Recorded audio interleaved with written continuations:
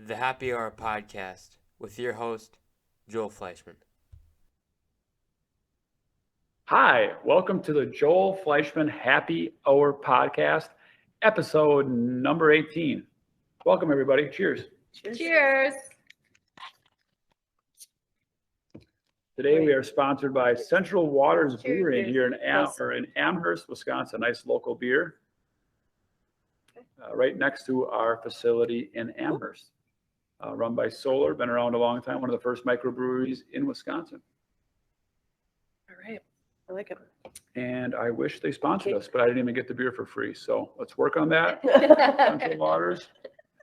Any of your Pilsners or lagers would be great. Okay, welcome today. We have Jen, Caitlin, and Betsy. Hi. Hello. They are from our Happy People department, better known as Human Resources. Yeah. So we're here to talk about all sorts of things in the Happy People department, obviously, and all different walks of life. So let's get a little bit to know you guys. Yeah, sure. Jen, I've known you. Well, Betsy, who started first, Jen or Betsy? Jen. Mm-hmm. Oh, okay. So you're the newest. I'm newest, yeah. Yeah, so we'll start with the newest. So Oh, Betsy, good. tell me about you. Betsy, tell us everybody about yourself. Where did you come from? How did you get the job? What's going on? Yeah. I've been here it'll be just about 5 months. Right. So it feels longer than Betsy that. Gitter. Betsy Gitter. Yeah, sorry. Hi, I'm Betsy Gitter. I have a background in recruitment. So I came from a recruitment, I was in healthcare doing recruitment. And I was ready just to make a change in terms of getting a little bit more fuller HR experience, right? I just didn't want to have my process stop at just this, right? I didn't want to be kind of pigeonholed into just that one area. So, I saw the job. A friend of mine referred me who works here, and Which one? Because you have many. Shannon Dorn. Shout out to Shannon. Shout out Shannon in cabinets doing a rock star job. And yeah, I kind of went from there. I was so stoked when Kate called, and her message was so cute because it was like, I want to say it was after hours, and she was just so like articulate about, I hope you're spending time with your family. Like you should be doing that at this time. And you call me when it works for you. And you're just so gracious. It was so fun. So I was so excited. And then the interview process was just crazy, kooky, fun. And I needed that. I needed just like a new culture. And In your department, the people that you lead or help out and guide, however you want to talk about it, maybe we'll talk about that, is how many people? The supply side. So you lead the supply side? Okay. Yep. So And that means what? The supply side is all of our retail yard lumber. So anything that is not manufacturing based. Okay. And that's about how many people?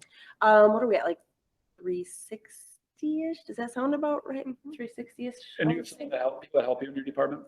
Yeah, Jenna Lee is our Yep. Doing good. Hey, girl. Holden, you're doing good. Jenna Name droppers. Jenna is an HPD rock star. She fills in every single hole. She is like such a good, I think, when I came on board, she definitely mentored, Kate mentored. Like, I think I've just had this really all-encompassing experience with onboarding, and it's been so great. Jenna grew up, right? Like she started doing the tailgate tour. Yeah. And it's so fun for her to be able to talk about that experience, especially in shoe. It's such a good builder of, getting to know the Drexel culture and who we are here. So she's been fantastic. So yes, Jenna supports one of the part-timers at summer help that I just prayed would come by us. Yeah. So that's great. Jenna's a rock star.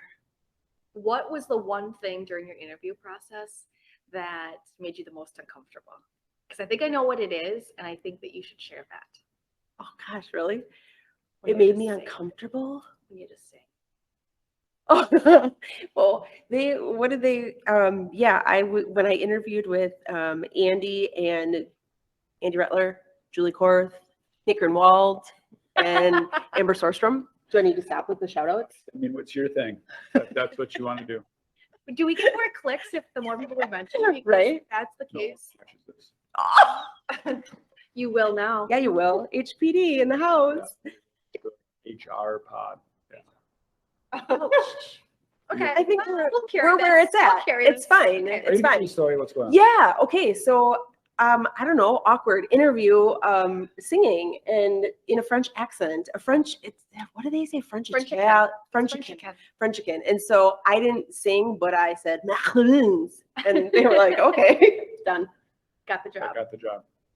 Jen, your Boom. path here is different. How do you say your last name? I didn't want to say it wrong. Hornky. Hornicky. You can say that name really wrong. I do not want to go there. So I'll let you say that. So what was your maiden name? Stoy. Dwayne? Stoy. Dwight? How do you spell it? Stoy. S-T-O-Y. Stoy. It's Screaming like at an me. S. It's screaming at me. Dwight? Where does Stoy. Dwight come from? Like S as in, I don't have a Soul. I was listening to Oh, things. And that's my sorry. excuse. Stoy. It's fine. I should. that's a comfortable one. I just. Fine. Someone can hear. Stoy. All Oh, right. God. So Hornicky. Is that right? Hornky. Hornkey. Hornky. Two syllables. So tell us about your story.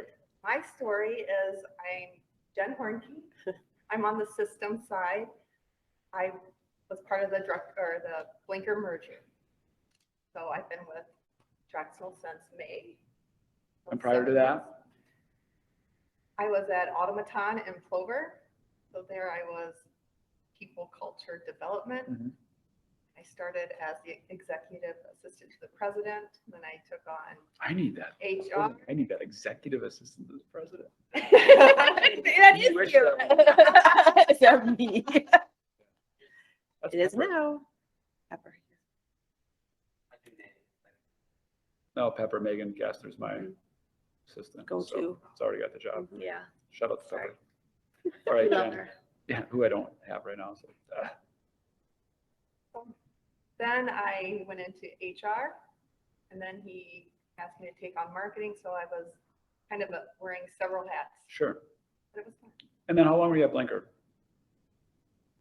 For the merger, I started in November, so 5 months. So I want to really explore that. I mean, I want your real truth, unfiltered. Take a big drink if you need to.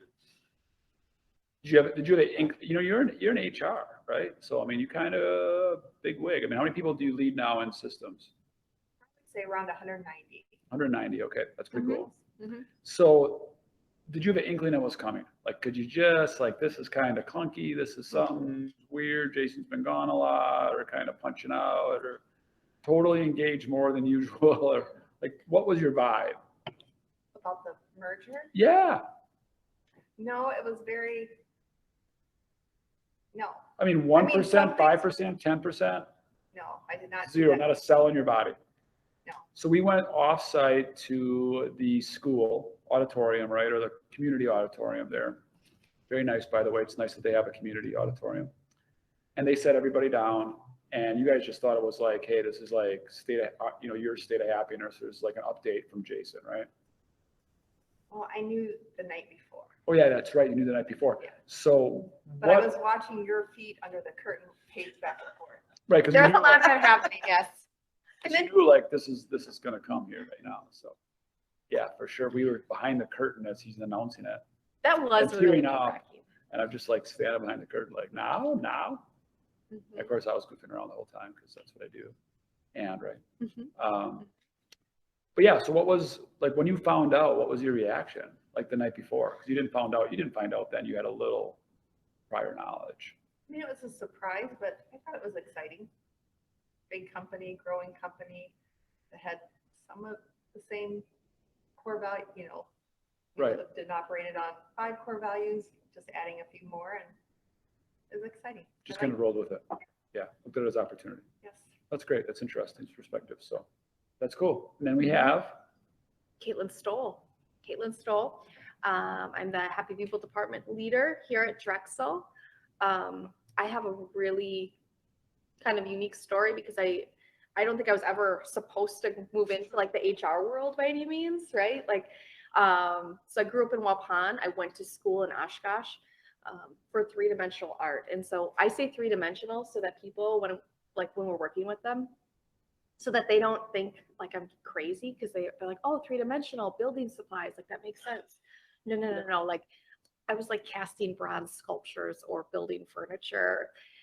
I was like the art kid. And so I worked I went to school at UW Oshkosh, and then after that, I worked as a barista at Planet Perk in Oshkosh, which was super fun. Like that is a really fun job, right? You're really busy, but you get that kind of social interaction with everybody, which is always a great time. I've seen Friends. I get it. Yes, it's exactly like that, just like Central Perk. And so I was looking for something, full time. I knew, I remember kind of telling somebody, I was like, I'm just looking for that kind of small business or like a family owned company that's willing to take a chance on me. Like, I know I can do things, but I have to find the right company that fits me. And one day I got done with work, and I had heard from my roommate, Johanna.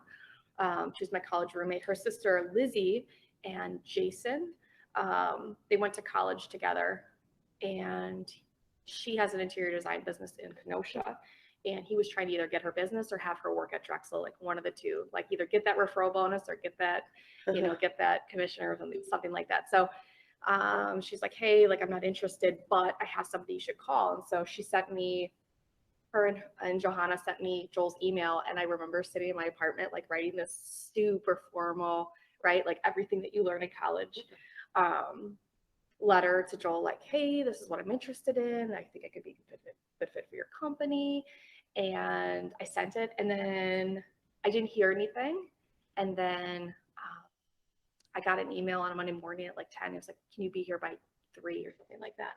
And I came in, and I just took the job on the spot. And when I started, I was Like, pressure what does it mean, like on the spot? Because like, obviously, I started the next day at 7 o'clock. and how long was the whole interview? The whole interview was probably an hour, and it was 3 interviews in an hour. The one with Joel was probably 10 minutes. Then I waited another 15 to 20 minutes. I waited and just stared at Todd Flitter in the face. Like, I just remember sitting in his office because Joel's like, I gotta get Julie Court, and we're gonna, go through this interview process. And Todd was just like, hey, so you're from Waupun, huh? Did you play volleyball? And I was like, yep. So we literally talked about volleyball because I was just like, holy shit, like, what are we doing here? This was super just happening so fast, and you're just kind of like, what's happening? And so I took the job. Yeah, I said, well, when, he's like, when can you start? And I said, well, when you need me? And he's like, tomorrow at 7. So I showed up the next day at 7, and I started as a pressure reliever. So I really just did what anyone asked me to do. And at the time I had no idea what I was doing, like legit no idea. How many people in your company maybe then? 158. Okay. Total? 158 total. So we had 4 locations at that point. It was 2012, so we'd only, Brookfield had only been part of the organization for a few years. But I just started doing whatever anyone asked. But I just knew, I didn't really know what I was doing, but I knew whatever people gave me, I was going to give it back to them 110%. Like, it was going to be better than how I received it. And that was kind of like my mission, like, right? Like, I'm just trying to do the best I can, and that's what I'm going to do. And that's kind of was my goal for the first year. And No orientation day, no, right? There's no orientation day, no job descriptions, no job duties, no job title, besides pressure reliever. Really no boss and no direction, which actually made our company really great for a lot of people because they were forced to come through that. mm-hmm. So I don't mind if you struggle a little bit in your new job, because that makes you better. So I don't ever want the company to be so formal that there's not gaps in that. I would agree. I would agree. I don't know what to do today. No one's giving me directions. I mean, I'm glad we've gotten better, but there was something to that. And then, expand on that a little bit. I didn't think we'd ever have a human resources department. Yeah. I didn't think I'd ever be able to trust anybody to hire people that I hadn't personally met and signed off on. And I still meet a lot of people, but I don't really hire anybody anymore, which is crazy. Because I just didn't, I had to reinvent myself 1,000 times going from 6 people to what we are now and work. And that was tough. My last 2 things I gave up was marketing, because I love it, uniquely good at it. And then I gave that up to Stacy, and now Connor's taken that over. But HR, I'm like, I just can't see that future where somebody else could get it. And then we were so uniquely stressed out at that time, working Mhm. 60, 70 hours a week. And again, just pressure. They were like, just do something just to get through the day. I had Caitlin just kind of like she said, like where she had those gaps in between interviews. So I'd just be like, hey, get that person started and then I'll be in, or just come in and sit there while I get somebody else. So then she started giving me feedback and it was always exactly what I was thinking. So I'm like, wow, I can really trust her. I'm like, maybe this could be a person. And at that time, Julie, who's our CFO now, was doing at the location, she was doing the books for that location, but she was also doing all the insurance for everybody and really doing all the paperwork. And we didn't call it HR title, that was just what Julie did. Yeah. But so then we're like that. Julie was totally cracking. I mean, really stressed. So I think we dumped that duty into your bucket. And that's how it started with some other duties. And then eventually I'm like, you know what, you could probably take this a little further and maybe interview people or take it that far, right? I mean, I didn't even like people posting jobs. So I really wanted to own that job posting was marketing. I remember that. Getting the right people. Like I thought that was really important. And I do still think it's really important how you post jobs. Extremely important. I remember when you pulled me into your office and we sat down with Julie and we're like, Julie, where you at? She's like, basically 11 out of 10. And he's like, all right, and Kate, where are you at? And I'm just like, I'm at like a 4.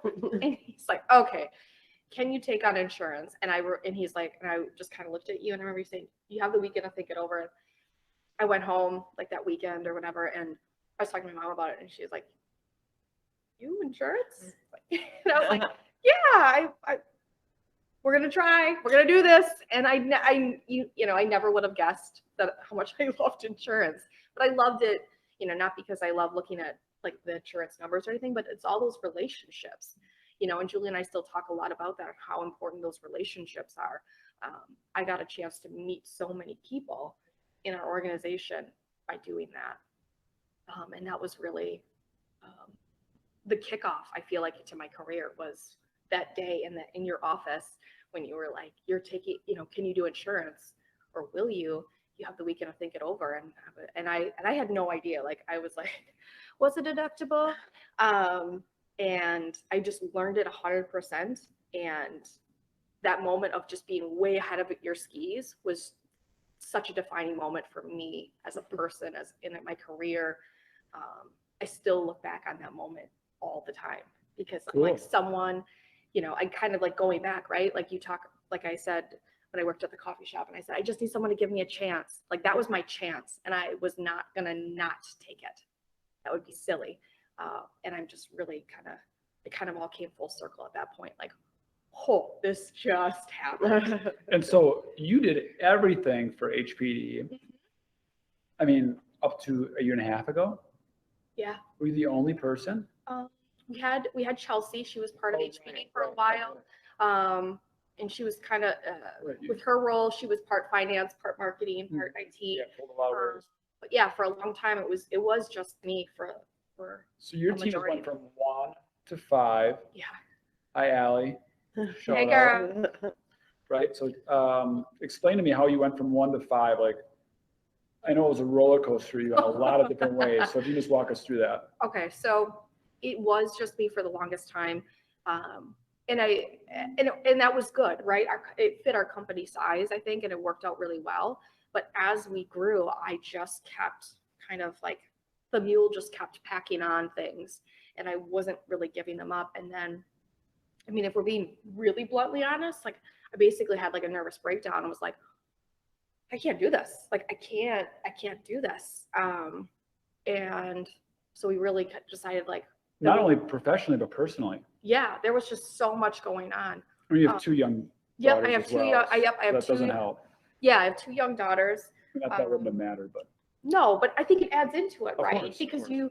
it's just, it's another something that you're something to, right? So you're something to yourself, you're something to your husband, you're something to your family, and then you're something to Drexel, and you don't want to fail at any of those, and you don't want to give up control out of any of those.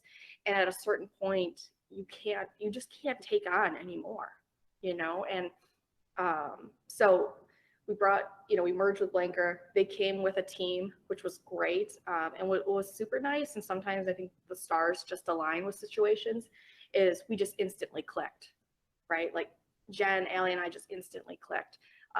And Jenna came on board on the supply side because she was graduating from college. And then, I had a nervous breakdown really early in COVID, like April, May. That was my first, I want to say, crack in the egg.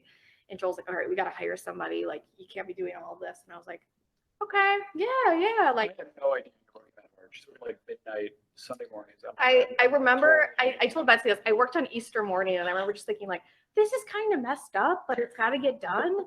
And so, you just keep pounding away because at the end of the day, I think one thing that was hard for me was boundaries, right? Like Drexel team is my family, so you don't want to let them down, but then you're also looking at your other family. We could have another podcast on that, guys. But what I've also seen with people that are going through that, and you weren't uniquely that way, is the worse it got, the more you grabbed. Yeah. I don't know what that is, but that's a real thing. Mm-hmm. So if you're listening and you keep grabbing more, you have to talk to somebody about it. Because that was a real defining moment for me, where I'm like, oh, she's in a really bad spot. So if I even brought it up, she'd already be like, I got it. I'm like, no, I got it. She's like, no, I can do it. And it was just like, whoa, where's this coming from, Mm-hmm. right? Mm-hmm. I think it's because you take on so much and you keep trying to take it on. And I think it really comes down to failure and control. I think I felt like I was failing things, and the more I could keep tight to me, the more I could hold this persona together, that I wasn't falling apart on the inside. I really, really think that that's what it was. And so the more and if you did it, then no one knew that it wasn't quite working or that it wasn't gonna work. yeah, there's a You whole, You could prove it to yourself, like, see, I got that task done, and Yeah, see, I am yeah. doing great. I think the more you grab, the more you thought, see, I can do this, right? yeah, 100%. Kate was a great mentor, and she responded quickly. She was a good friend. She answered every question. Like, she was wonderful in the transition. Oh, Yeah. that's so nice. That's so nice. I just remember thinking like, I just got to hold it together, right? Just like, I would look over and I would see like, I always think of Julie Korth kind of as my mentor, because she was kind of like that, one female that kind of took me under her wing and kind of, shot it to me straight, but also helped guide and train me. And I look over, I'm like, she's got it together. I got to be better. I got to hold it together. This is how sick it is. Right? I'm like, I got to show up earlier. I got to work harder. I got to stay later. I have to, pull it together better. I have to talk better. I have to do all these things better. And then you're just like, you can keep that up for like a week. And then when you can't do all of those things that you put your mind to, you start being like, oh, I'm failing. Boom, boom, boom, Cracks. boom. And then it just starts snowballing. And that is kind of right around the time that, we decided in April that we were going to hire. We had the posting out there. Betsy emails. And as soon as I saw Betsy's email, so we originally had already gotten pretty far through the process. It was like, hey, not right now. Then I had to call her back because the process, like, it didn't quite work out right. And I remember seeing your email, and I was like, we're hiring her. Like, I just knew it. Like, sometimes you just know in your soul, like, I think God just kind of like puts it in there, like, that's it. Like, right. Like the stars just aligned there, stars aligned here. And I think that's really, I told you that to your face that one day. I was like, this was meant to be. Like, I knew before we interviewed you that you were the person. I could tell in the way you responded, the email, just the feeling of it. It was professional, but fun. And I was like, this is Drexel. Yes. Yeah. And then here we are. Best decision ever. Yeah. I mean, for me. And now we have Now we have squad goals. Okay, so Love Fest, great, awesome, thank you. That's good, no, it's really good, thank you. We're gonna move on topic, so Oh, sorry. we're gonna talk a little, you don't have to, we're good. But we're gonna talk, I think it's important, we need to talk COVID, right? Yeah. Sure. For all HR directors watching, listening, Ooh, for all the whole team, yeah, I mean, it's tough out there. So many cases, so many quarantines. I don't care what industry. Like, we're doing really good financially, Mhm. but there's a pressure and obligation, and are we doing the right thing? What's it been like for you guys? It's been interesting to see, for me, when I talk with team members, how many of them want to do things for their family and for themselves, but they feel a tremendous amount of shame, whether it be from the media or other places where they have to change what they want to do because of some sort of shame. And I'm not sure, like I say the media, but I really don't know necessarily where it's Give me an coming example. from. What does that mean? But like, they are like, well, I want to come back to work, but I don't, should I? Or I want to do a family thing, but I don't want anyone to find out. I don't want people to know that I'm, living my life, because there is shame. There is there is kind of this, if you want to live your life and be safe and do your things, there is still this sense of shame that comes from somewhere where they don't feel like they can fully do what they want to do. And, sometimes I think that they talk to us like, can you make the decision for me so that it's not on me? And I'm not going to dictate anyone's life. We talk about that a lot. I think us three, that I'm not going to dictate your life. I'm going to give you what we can do. And if you go plan A or plan B or plan C, but I'm not going to tell you what to do. I think a good example of that, I mean, if people are wondering what our policies are or guidelines for COVID is, vacations, traveling. So all over the board, right? Some companies are 14 days, some are none, some are international travel, some are, I don't know what.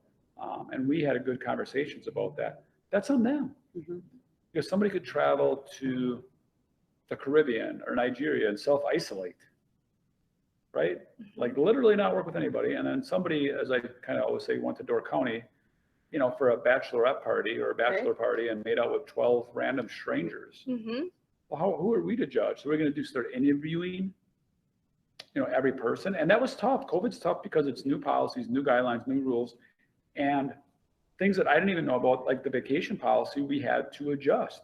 So somebody that we just told yesterday, the next day was a whole different answer, which can go across very negatively because the other person didn't get the consistent answer that you're looking for, but there wasn't time to slow down because life kept coming, right? And things we have never seen before. So what's it been like in manufacturing, Jen? We have 3 shifts, 2 shifts, 2 in Amherst, 3 in Little Chute. What's that been like for everyone? I mean, it's been good. I think the majority of the team members, they want it, they're out of respect to their other teammates. Do I come in?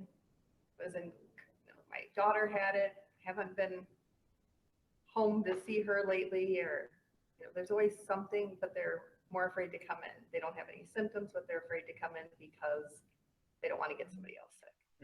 Which is great. Totally appreciate that, right? We've never had to send anybody home because they were sick. I mean, people are very cautious. Yeah. I think they're very responsive, like, right, yeah, they own that piece of it, right? Because I think, like Kate was saying, like that I don't want to say embarrassment, but right, it's like, oh, I don't want to be the one responsible for, spreading this pandemic, right? And so then you feel guilt about it almost, right? And I think people are really uber cautious, which is good, right? But then I think too, they can call us and they know that they can reach out to us and we will help at least give them what their options are so that they know, okay, at least I know that these are the choices that I have. We're not going to make them for you, but at least then it's very clear. This is what you can do. What do you feel most comfortable doing? And we enable them to be the ones to make those decisions. It has completely been a part of every one of our departments, manufacturing, supply, people that work at home. Me, I've had COVID recovery, survived it. Downtown team, it doesn't matter who you are, what you do, what walk of life, inside, outside, installer, manufacturer, supplier. I mean, we've had, every department's been affected, correct? Absolutely. Right. So, and thankfully our lead times haven't changed. Our team has really rallied around that. So, but it does seem like it comes in waves in different locations. It does. True. Which I think that's how viruses work, right? Yeah, I think so. I think so. I feel like a lot of team members too, if they had a sniffle or a cough for a day, they'll come in and they're wearing a mask. So they're trying to be respectful, and a couple days later it's off and they're back to normal. Same thing. Yeah, that's a common sense approach, if you will. Yeah. Absolutely. Cool. But really quick, you and I had talked about this, but I think that is something that, being on the opposite end of that, like my husband was getting tested and then they had to wait until, so he got a negative test, but then they waited another 7 days because they were, very much by They waited another 7 days in case it turned, and that was the requirement for him to come back to work. And they're over 500 people. And so they don't have the FFCRA like we have. And I think that, I just think that that's such a cool, like I didn't realize how much I loved the way our approach Right. and flexibility and openness about it until I went through it in a different angle. That really gave me, like, personally, like, a sense of understanding of what that looks and feels like, because I felt very, very trapped and very stuck. Like, okay, so you can't go back to work, but you don't have FCRA, but like, when can you go back? And they're like, well, they don't know yet. Like, oh. Yeah. So what the Peace hell, of what the mind. heck does HR do all day? Go on, unless you want to finish up that thought. No. What is HR, like, why aren't we called human resources? Why do we call HPD people department? Why do we need 5 people? What do you guys do? And ultimately, what's your mission in this department? Lots Who to has to chew go? on there. Yeah, where do we start? What do I do all day? Yeah, what do you do? I talk to our head coaches a lot. I talk to team members a lot. I am the go-to for COVID, so I do a lot of that. So that does occupy a lot of my time just in terms of the processing of all of that. But like I said before, I came from a recruitment background, so I do have a big passion for recruitment and really building up our process as it comes to that. So I get really kind of geeked out when it comes to that whole posting the positions and the job descriptions and getting all that squared away and working with the leaders, whoever is hiring somebody. I love that piece of it and love, seeing the candidates that we're getting and really kind of, are you team blue? Oh, that's good. It's warm fuzzies, right? I think this place is just the coolest, and I'm drinking the Kool-Aid and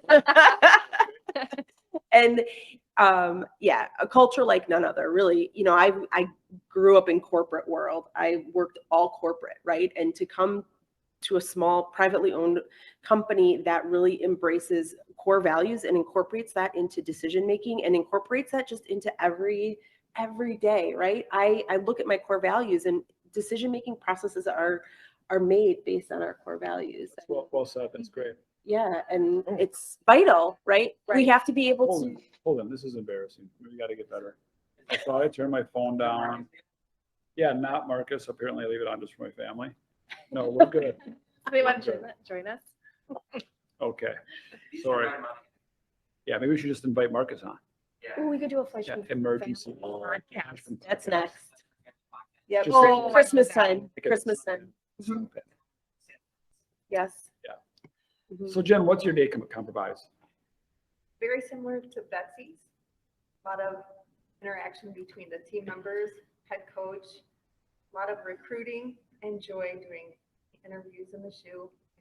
Find that's a fun way to connect. What's the shoe? Supply Happiness University. What does that mean?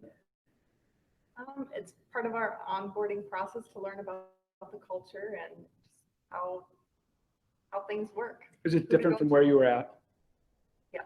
In what ways? Well, for one, it's more fun.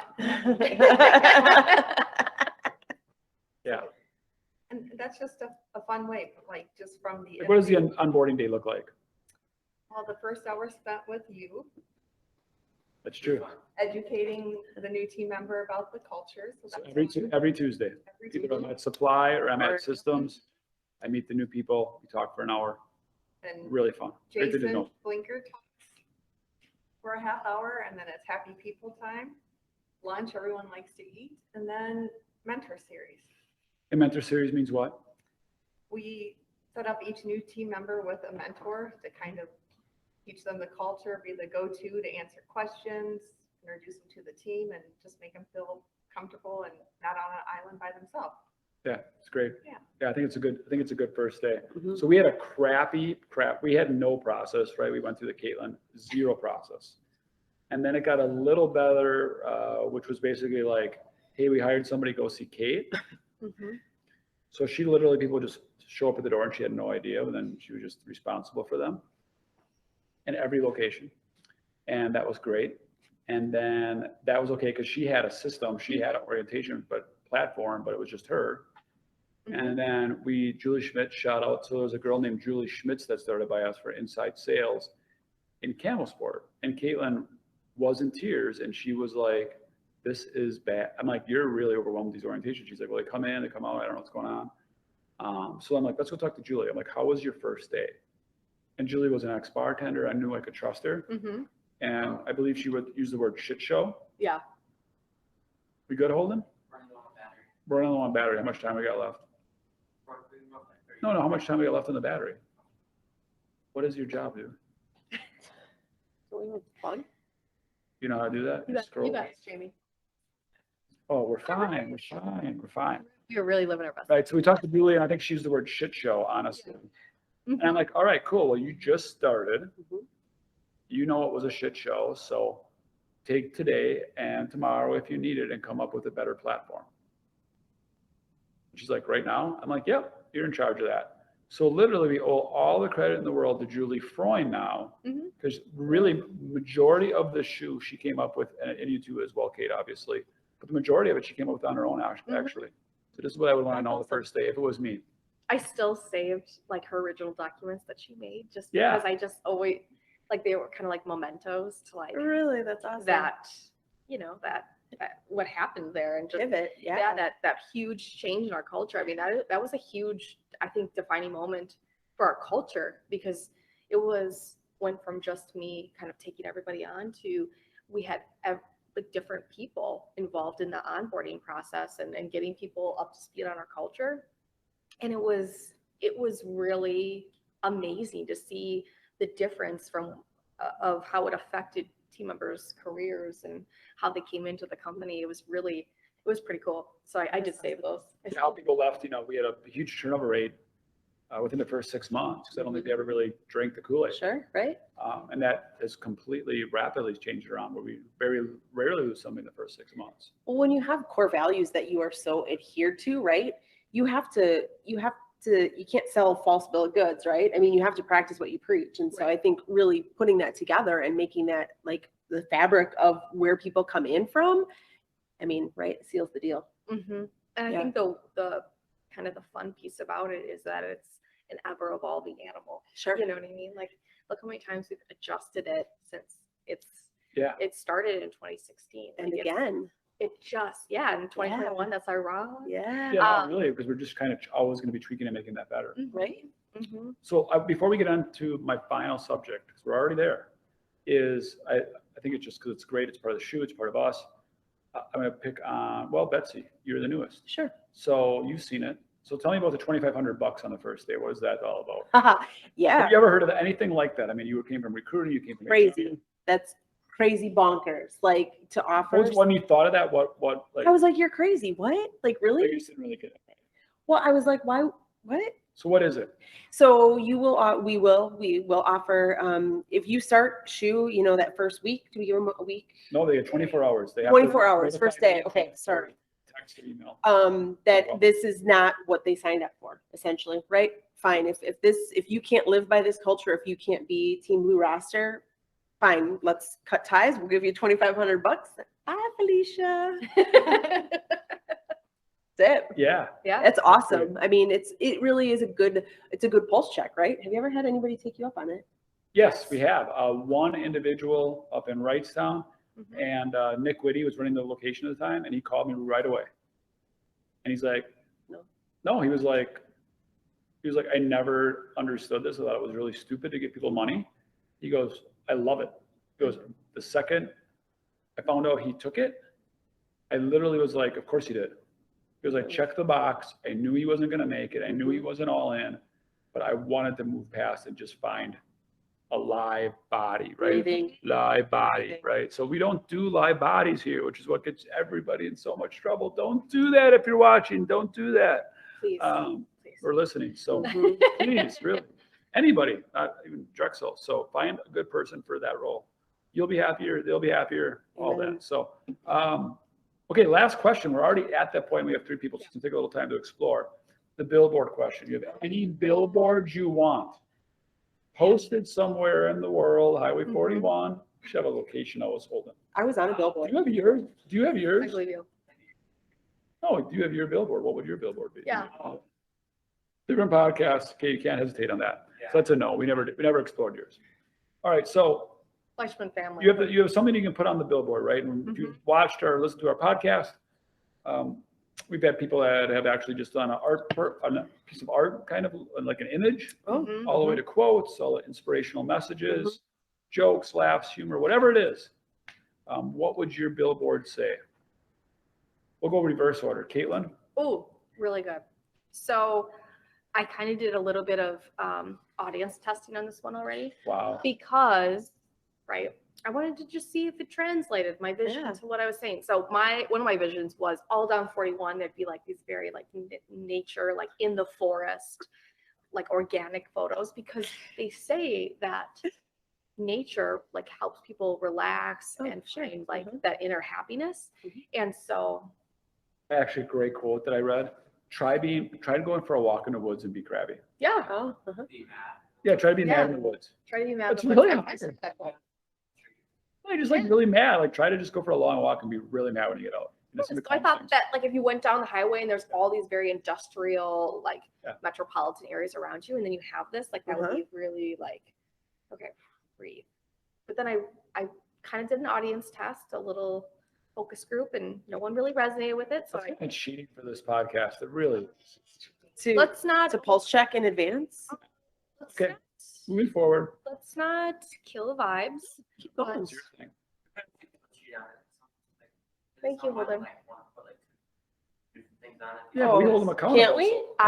Holden, I want you to know I love you. Thank you. So You're the The best. one you You're wanted my didn't favorite. work. What do you got? So no, but I would keep using those backgrounds, but I would use the quote, whatever you want out of life, you have to do for someone else first, because I think that that's really important. Oh, wow.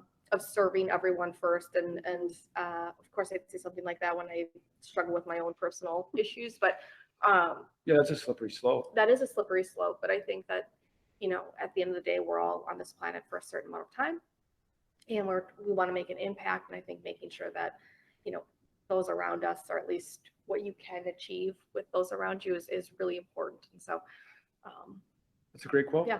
Thank you. Jan? Mine would say the little things matter most.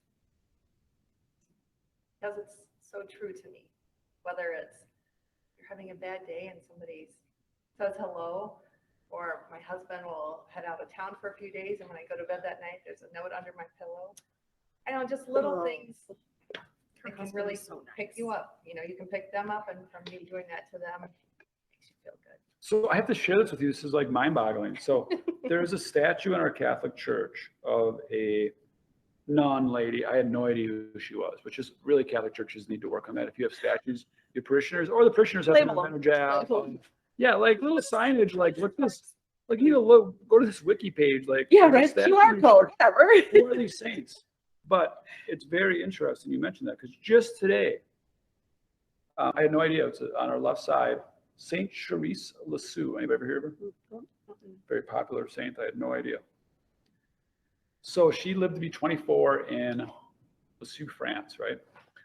And so not very old. She was a Carmelite, which means she never left her area. What do they call that? Wherever nuns live, or Convent? Carmelites. Yeah, like a convent, Mhm. right? And this is not that long ago, 1860s. Anyways, she kept notes, you know, a journal, and she realized she wanted to be a saint so bad, even since she was 15. But she could never do great works because she was at the convent. The Carmelites don't leave, they don't go on missions, they don't do great things. And she dedicated herself to the littlest of things. And she is one of the most popular saints because of it. In fact, when she died when she was 24, the ladies running, I just read this, the ladies running the convent, if you will, one of them was like, literally, there's not a lot to say about her. You know, she didn't make a great impact. She didn't think, or that person didn't think. But it turns out so many millions of people pray to her, follow her, and believe in her. And the quote that I have for you, Jen, is, this is a reminder to all of us who feel we can do nothing, that it is the little things that keep God's kingdom growing. I mean, even, this is a story, I think I put it in my A State of Happiness. I did a suggestion, but when I left my last employer, one of my girlfriends, I ended up becoming good friends with her. She was leaving about a month ago, and she had told me maybe 2 months ago that she still had a note where when she had first started, I had wrote her a little note after something she had said, and she had it pinned up on her wall the whole time. And she's like, I took that with me. And I'm like, why would you keep that? You know, it was silly to me, but you know, I meant what I had said. She's like, because nobody takes the time to write a note. It's just those, it made me feel good, and it must have made her feel good. That's why That's she kept it. wonderful. It's wonderful. Thanks for sharing. Mhm. Mine's a little bit too full. I struggled with this hardcore because I love quotes and I could put a lot of things on a billboard, but mine It is tough, right? Because you only it's got super hard, super hard. one. I think we didn't know Betsy good enough. Like, you aren't a billboard person. You have a story. You're not headline news. Like, Yeah, you're not- yeah. So yeah, maybe. So I think mine would kind of be twofold if I can do that. Fear tricks us. I think they have like loopholes. I get it. Maybe I it's like know. a 3D billboard. We'll try. We'll see what you're going with. Well, it's not like, I mean, It's your- I had a really long one and then I was like, well, people are going to crash because how are you going to like read that? as you're going- It has to be short, sweet, and right to the point. So mine is fear tricks you into a boring life, right? So it's don't wait, right? Okay. So case in point, I'm going to throw my fabulous husband under the bus. Basic little things, right? He came out of our bedroom the other day wearing this pair of shoes that we got him for Christmas last year. And they were like, they look fantastic. I was like, oh my gosh, I haven't seen those in forever. He's like, yeah, I don't want to get them dirty. I'm like, fuck that. Come on. Like, don't wait. What are you waiting for, right? We get one life. COVID pandemic has thrown this in everybody's face, right? And your casket. Take for granted. You're not taking them with you. Yeah. Do they wear shoes? I don't think so. They probably don't fit anymore. Your casket, I don't think. I don't think so either. Anyway, sorry. So really, it was just two, like instilling in my children, instilling here, right? Drexel is the perfect example of don't wait, right? Ready, fire, aim. Perfect, right? Do it. Just do it. Take the chance, and we will support you in that endeavor. Say that again. Ready, fire, aim. No, your quote. Oh, fear tricks us into a boring life, right? Fear tricks us into a board. Fear. Don't be And afraid. being a guy, Do it. I do think that's the devil talking to you sometimes. It's not Yeah. fear. It's really the whispers of the devil just going, yeah, that's not gonna work out.